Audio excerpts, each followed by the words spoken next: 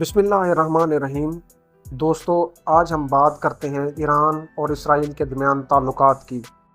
ان کے درمیان تعلقات کو ہم 4 حصوں میں تقسیم کرتے ہیں۔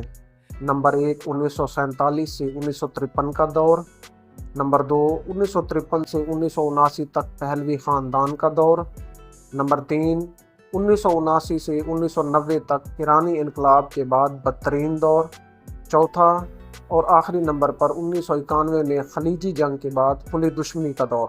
1947 میں ایران ان 13 ممالک میں شامل ہے جس نے فلسطین کے مسئلے پر اقوام متحدہ میں مخالفت میں ووٹ دیا۔ ترکی کے بعد ایران دوسرا بڑا ملک ہے جس نے اسرائیل کو تسلیم کیا۔ 1947 میں ایران نے فلسطین کے مسئلے پر ایک خصوصی کمیٹی تشکیل دی جس نے پتہ چلانا تھا کہ تنازع کی وجہ کیا ہے اور اسے کیسے حل کرنا ہے۔ سال 1948 میں 30,000 ایرانی تہران میں جمع ہوئے جنہوں نے اسرائیل کے خلاف احتجاج کیا۔ مئی 1948 میں اسرائیل کو ریاست کے طور پر تسلیم کیا گیا تو ایران نے بھی اپنے تعلقات برقرار رکھے۔ اس وقت اسرائیل نے ایران کو ایک اپنے اتحادی کے طور پر دیکھا۔ آیت اللہ ابو الغسم کاشانی جو اس وقت حکومت میں وزیر تھے، اس فیصلے پر بہت تنقید کی۔ وہ مصر اور تیونس میں چلنے والی مخالف نو آبادیاتی تحریکوں کو بھی سپورٹ کرتے تھے۔ وہ اسرائیل کو نو آبادیاتی چوکی کے طور پر دیکھتے تھے۔ 1949 میں آیت اللہ طالبانی نے بھی ایرانی حکومت پر تنقید کی اور افسوس کا اظہار کیا۔ اس بات سے اندازہ ہوتا ہے کہ ایرانی عوام فلسطینیوں سے ہمدردی رکھتی ہے۔ اس وقت ایرانی اپنی زکوٰۃ فلسطین کو عطیہ کرتے تھے۔ 1970 تک ایرانی حکومت نے فنڈنگ روکنے کی بہت کوشش کی اور آیت اللہ مطہری کو حراست میں لیا۔ فنڈنگ کو روکنے کے لیے حکومت نے مطہری پر دباؤ ڈالا لیکن اس نے انکار کر دیا۔ حتیٰ کہ 6 روزہ جنگ کے بعد بھی ایرانی حکومت نے تیل کی ضروریات کا اہم حصہ اسرائیل کو فراہم کیا۔ یہ تیل ایلات اشکلون میں پائپ لائن کے ذریعے یورپی منڈیوں تک گیا۔ تجارت تیز تھی۔ اسرائیلی کمپنیاں اور انجینئر ایران میں کام کرتے تھے۔ ایران اور اسرائیل کے درمیان براہ راست پروازیں چلائی گئیں۔ فوجی روابط اور منصوبے وسیع پیمانے پر تھے۔ انقلاب سے قبل اسرائیل نے ایران کو $1 ارب ادا کرنے تھے۔ کچھ قرض خریدے گئے تیل سے تھا۔ ایک بہت بڑی رقم تیل پائپ لائن اور بندرگاہ کی تعمیر سے پیدا ہوئی۔ 1979 میں اسرائیل نے یہ قرض ادا نہیں کیا۔ 1980 میں ایران نے قرضوں کی ادائیگی کے لیے یورپی عدالتوں میں کئی مقدمات لڑے اور جیتے۔ 1979 میں پہلوی خاندان کے خاتمے کے بعد ایران نے اسرائیل سے ہر قسم کے تعلقات ختم کر دیے اور مقبوضہ فلسطین کے سفر پر پابندیاں عائد کر دیں۔ تہران میں اسرائیلی سفارت خانہ بند کر دیا گیا۔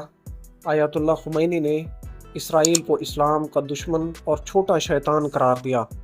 امریکہ کو بڑا شیطان اور سوویت یونین کو درمیانے درجے کا شیطان کہا، لیکن کچھ وجوہات کی بنیاد پر دونوں ممالک کے خفیہ تعلقات برقرار رہے۔ اسرائیل نے 1981 میں اپنے آپریشن سی شیل میں ایران کو $75 ملین کا اسلحہ فروخت کیا۔ یہ مواد پہلے ارجنٹائن کی ایئرلائن اور پھر وہاں سے جہاز کے ذریعے ایران لایا گیا۔ تیل اویو یونیورسٹی کے chief institute for strategic studies کے مطابق 1981 سے 1983 تک ایران کو اسلحے کی فروخت تقریباً $500 ملین تھی۔ اس کا زیادہ تر حصہ اسرائیل کو فراہم کیے گئے ایرانی تیل سے ادا کیا گیا۔ خمینی حکومت کے لیے کام کرنے والے ایرانی اسلحے کے ڈیلر کے مطابق تہران کی طرف سے خریدے گئے اسلحے کا تقریباً 80% اسرائیل میں شروع ہوا۔ دسمبر 2000 میں آیت اللہ خمینی نے اسرائیل کو کینسر قرار دیا جسے خطے میں مٹا دینا چاہیے۔ 2005 میں انہوں نے اس بات پر زور دیا کہ فلسطین فلسطینیوں کا ہے اور فلسطین کی قسمت کا فیصلہ فلسطینیوں کو ہی کرنا ہے۔ 2005 میں ایران کے صدر محمود احمد نژاد نے ایک بیان دیا جس سے بین الاقوامی طور پر ایک ہنگامہ برپا ہو گیا۔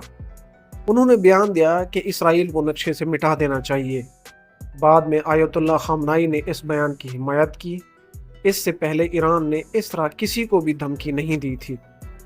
15 اگست 2012 کو ایران عراق جنگ کے سابق فوجیوں سے ملاقات کے دوران خامنائی نے بیان دیا کہ غیر ضروری اور جیلی صہیونی حکومت منظرنامے سے غائب ہو جائے گی۔ ایرانی سیاست کے سخت گیر رہنما محمود احمدی نژاد کے دور میں اسرائیل کے ساتھ تعلقات مزید کشیدہ ہو گئے۔ دونوں ممالک ایک دوسرے کے خلاف پراکسی تنازعات اور خفیہ کارروائیوں میں بھی مصروف تھے۔ 2006 کی لبنان جنگ میں بھی ایرانی پاسداران انقلاب نے حزب اللہ کے جنگجوؤں کی براہ راست مدد کی۔ پاسداران انقلاب کے سینکڑوں اہلکاروں نے اسرائیل پر راکٹ فائر کیے۔ اس طرح غزہ جنگ کے دوران اور اس کے بعد اسرائیلی فضائیہ نے کمانڈوز کی مدد سے سوڈان کے راستے حماس کو اسمگل کیے جانے والے اسلحے پر 3 فضائی حملے کیے۔ 2008 میں بھی اسرائیل نے مشرقی بحیرہ روم میں ایک بحری جہاز اور اس کے سینکڑوں ٹن ہتھیاروں کے سامان کو حزب اللہ کی طرف لے جانے پر قبضہ کر لیا۔ اس طرح 2010 میں ایرانی جوہری سائنسدانوں کو نشانہ بنانے کا سلسلہ شروع ہوا۔ اس کے پیچھے بھی اسرائیلی خفیہ ایجنسی موساد کا ہاتھ تھا۔ دوستو، 29 نومبر 2010 کو 2 سینئر ایرانی سائنسدان ماجد شہریاری اور فریدون عباسی کو موٹر سائیکل سوار پر حملہ آوروں نے نشانہ بنایا، جنہوں نے ان کی گاڑیوں میں بم نصب کیے اور بارود سے اڑا دیا۔ اس دھماکے میں ماجد شہریاری ہلاک ہو گئے اور فریدون عباسی شدید زخمی ہو گئے۔ 23 جولائی 2012 کو داراش رضائی نژاد کو مشرقی تہران میں گولی مار کر ہلاک کر دیا گیا۔ 11 جنوری 2012 کو مصطفیٰ احمدی روشن اور ان کا ڈرائیور گاڑی میں نصب دھماکے میں ہلاک ہو گئے۔ جون 2010 میں امریکہ اور اسرائیل کی جانب سے ایک جدید کمپیوٹر کیڑا دریافت کیا گیا۔ امریکہ اور اسرائیل نے ایران کی جوہری تنصیبات پر حملے کرنے کے لیے اسے استعمال کیا۔ خیال کیا جاتا ہے کہ اس وائرس نے 1000 سینٹریفیوجز کو نقصان پہنچایا۔ لیکن سوال یہ پیدا ہوتا ہے، ایران کے اتنے قیمتی لوگ چلے گئے، ایران ان کو پروٹیکٹ نہیں کر پایا۔ دوسری طرف اگر اسرائیل کی بات کریں تو ان کے ملک میں پرندہ بھی پر نہیں مار سکتا اسرائیل کی اجازت کے بغیر۔ اسرائیلی سائنسدانوں کو ہلاک کرنا تو دور کی بات ہے۔ اپنی ویڈیوز کو یہاں ختم کرتے ہیں۔